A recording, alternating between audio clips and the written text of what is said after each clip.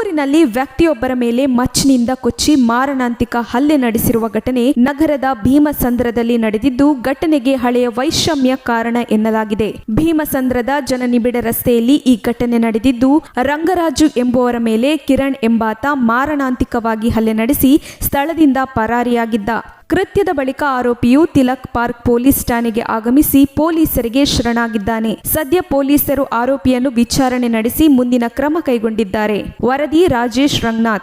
ತಕ್ಷಣ ಬೇಕಾಗಿದ್ದಾರೆ. ತುಮಕೂರಿನ ಹೆಸರಾಂತ ಕಂಪನಿಯಲ್ಲಿ ಗುತ್ತಿಗೆ ಕಾರ್ಮಿಕರಾಗಿ ಕೆಲಸ ಮಾಡಲು ಯುವಕರು ಬೇಕಾಗಿದ್ದಾರೆ. ಲೋಡಿಂಗ್ ಮತ್ತು ಅನ್ಲೋಡಿಂಗ್ ಕೆಲಸ ಮಾಡುವವರು ಬೇಕಾಗಿದ್ದಾರೆ. ವಿದ್ಯಾರ್ಹತೆ SSLC PUC. ನೇರ ಸಂದರ್ಶನ ಇರುತ್ತದೆ. ESI ಮತ್ತು PF ಸೌಲಭ್ಯ ಕೂಡ ಇರುತ್ತದೆ. ಆಸಕ್ತರು ಕೂಡಲೇ ಸಂಪರ್ಕಿಸಿ. ನವೀನ್ GL. Mobile number 9743103968.